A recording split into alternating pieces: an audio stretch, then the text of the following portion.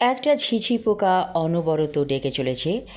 তার এই ঝিঝি শব্দটা কানের মধ্যে অদ্ভুত রকমের একটা ছন্দের সৃষ্টি করেছে।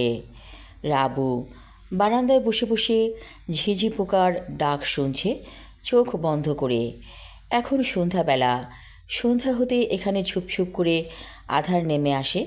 এলাকাটা একটু গ্রাম সাইডে এবং এজন্যই এত সুন্দর প্রকৃতির ডাক শুনতে পায় রাবু। জয়নাল অফিস থেকে আসবে অনেক পরে। ইদানিং অফিসের পরে একটা টুকটাক সাইড বিজনেস করছে জয়নাল, অর্থাৎ রাবুর স্বামী। এখন অফুরন্ত অবসর। শাশুড়ি আর ছেলেকে ঘুম পাড়িয়ে এসেছে।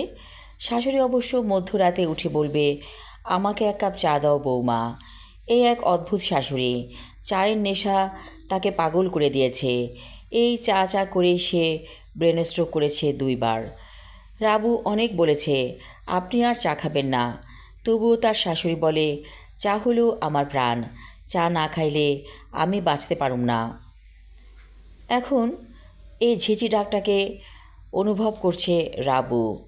কেমন যেন ঝিঝি পোকার শব্দটা জয়ের মতো মনে হচ্ছে ঝিঝি পোকা ক্রমাগত জ শব্দটা উচ্চারণ করছে। কী অদ্ভুত চিন্তাভাবনা!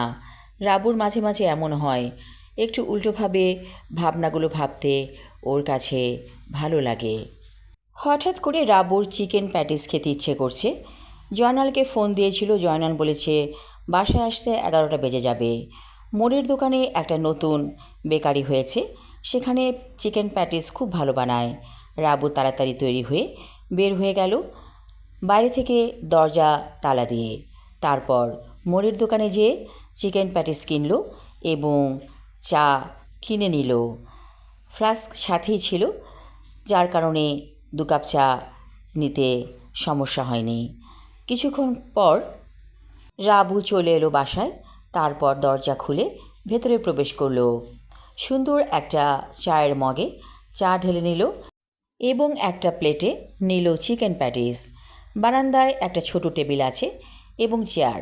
সেখানে বসে বসে রাবু চা আর চিকেন প্যাটিস খাচ্ছে।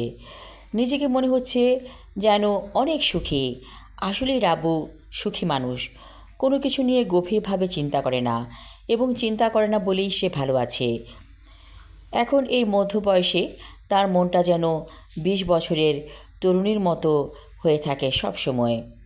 হঠাৎ ভালো লাগায় ভরপুর হয়ে গেল মন। রাবু ভাবল, পৃথিবীতে একটি মজার খাবার আছে, সেটা হচ্ছে চিকেন প্যাটিস। অবশ্য এটা রাবুর প্রিয় খাবার বলেই এমন মনে হচ্ছে। হঠাৎ কে যেন কলিং বেল টিপছে। কে এলো বলে দরজা খুলে রাবু তো একেবারেই অবাক। ওর বড় খালার ছেলে এসেছে। বড় খালার ছেলে বলল, চিটাগং থেকে এসেছি, ভেবেছিলাম হোটেলে উঠব, কিন্তু হঠাৎ মনে হলো তোর বাসাতেই উঠে যাই। রাবু বলল, বেশ করেছো, এসো এসো। তখন সেই খালাতো ভাই রুমে প্রবেশ করলো। রাবুর এখনও চা খাওয়া শেষ হয়নি আর চিকেন প্যাটিসের অনেকটাই বাকি আছে। রাবু বলল, তুমি ফ্রেশ হয়ে নাও, আমি আমার খাবারটা শেষ করি। হেসে ফেলল রবিন। বলল, ও আচ্ছা, তোর প্রিয় খাবার খাচ্ছিস। রাবু ওর স্বামীর একটা লুঙ্গি আর গেঞ্জি বের করে দিল রবিনকে। রবিন বলল, আমার কাছে কাপড় আছে, ওগুলো রেখে দে। সে ওয়াশরুমে যেয়ে কাপড় চেঞ্জ করে আসলো। শাশুড়ি তো অঘরে ঘুমাচ্ছে, কিন্তু তখন তার যেন ঘুম ভেঙে গেল। বলল, ও রাবু, কে এসেছে? রাবু শাশুড়ির কাছে যেয়ে বলল, আমার খালাতো ভাই রবিন ভাইয়া এসেছে। শাশুড়ি বলল, ভালো মন্দ কিছু খাইতে দাও ওরে। রবিন বলল, আমি খাবার নিয়ে এসেছি, গরম গরম কাচ্চি বিরিয়ানি। এই কথা শুনে রাবু তো রীতিমতো খুশিতে ডগবগ হয়ে গেল। বলল, ও আচ্ছা, কাচ্চি বিরিয়ানি, এটাও তো আমার প্রিয় খাবার। রবিন বলল, আমি জানি তোর প্রিয় খাবার, এজন্যই তো বেশি করে এনেছি। রাবু বলল, তুমি এখন খাবে তো? রবিন বলল, হ্যাঁ খাবো তো, আমার তো অনেক ক্ষুধা পেয়েছে, কিন্তু তোর স্বামী না আসলে কী করে খাই? এমন সময় ফোন বেজে উঠল রাবুর। ফোনে জয়নাল বলল, আমার আজকে অনেক দেরি হবে আসতে। রাবু বলল, কত রাত হবে? জয়নাল বলল, রাত 1টা বেজে যাবে। মাঝে মাঝে জয়নাল অফিসে থেকে যায়। রাবু বলল, যদি একটাই বেজে যায় তাহলে তুমি অফিসে থেকে যাও। অফিসের পাশে কোয়ার্টার আছে অন্যান্য কলিগদের, সেখানে মাঝে মাঝে জয়নাল থাকে। সে বলল, ঠিক আছে, আমি ভাবছিলাম এটাই ভালো হবে। এই বলেই ফোন রেখে দিল জয়নাল। রবিন বলল, আমার ক্ষুধা পেয়েছে, খাবার দে। তখন রাবু টেবিলে কাচ্চি বিরিয়ানি পরিবেশন করল। শাশুড়ি রসিকতা করে বলল, তোমরা সব খেয়ে ফেলো না, আমার আর নাতির জন্য রেখে দিও, আমরা সকালে খাবো। রবিন বলল, খালাম্মা, অনেক এনেছি, আপনার চিন্তা করার দরকার নেই। রাবুও হেসে ফেলল। এই রবিন ভাইয়ের সাথে একসময় রাবুর বিয়ে একেবারেই পাকা হয়ে গিয়েছিল, কিন্তু শেষ পর্যন্ত বিয়েটা করেনি রবিন। বলেছিল, রাবু আমার খালাতো বোন, ছোট বোন, ওকে আমি বোন হিসাবেই দেখি, বউ হিসাবে ভাবতে পারছি না। তারপর বিয়েটা আর হলো না। কিন্তু রাবু রবিনকে মনে মনে অনেক ভালোবাসতো, কারণ এত আদর্শবান মানুষ কখনোই দেখেনি রাবু। আর ওর স্বামী হচ্ছে রীতিমতো লুচ্চা। অফিসের কাজের নাম করে প্রায় সে অফিসে থেকে যাওয়ার ভান করে। আসলে রাবু জানে সে অফিসে থাকে না, সে থাকে অন্য কোথাও। কারণ একটা নারী সবই বুঝতে পারে, কিন্তু রাবু তার সন্তানের মুখের দিকে তাকিয়ে সংসারটাকে ভাঙছে না। এই স্বামীকে নিয়েই সে বাস করছে, অথচ ঢাকা বিশ্ববিদ্যালয়ে অনার্স মাস্টার্স করা রাবু অনেক কিছুই করতে পারত।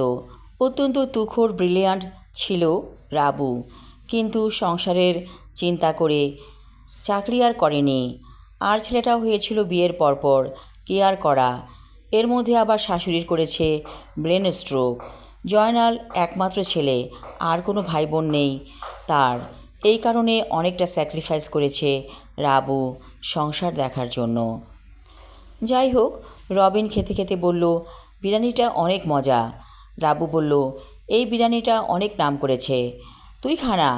এই তো আমি কিছুক্ষণ আগে প্যাটিস আর চা খেয়েছি, পরে খাই। তারপর রবিনের জোরাজুরিতে রাবু একটা প্লেট নিয়ে বসলো। ভালোই লাগছে। রবিন বলল, আমি কিন্তু একটা কোল্ড ড্রিঙ্কস এনেছি, যদিও কোল্ড ড্রিঙ্কস খাওয়া আমার নিষেধ আছে। রাবু বলল, কোল্ড ড্রিঙ্কস আমারও নিষেধ, কিন্তু কাচ্চির সাথে না খেয়ে পারি না। তারপর 2 গ্লাস কোল্ড ড্রিঙ্কস ঢেলে নিল। খেতে খেতে রাবু বলল, অনেক রাত হয়ে গিয়েছে, তুমি কিন্তু ঘুমিয়ে পড়বে। রবিন বলল, আজ আর ঘুম নয়, তোর সাথে আমার জরুরি কথা আছে। আমি আমার লেখা ছোট গল্প কানা বগির ছা পর্ব 1 পড়লাম। পরবর্তী অংশ থাকবে আগামী পর্বে। ধন্যবাদ।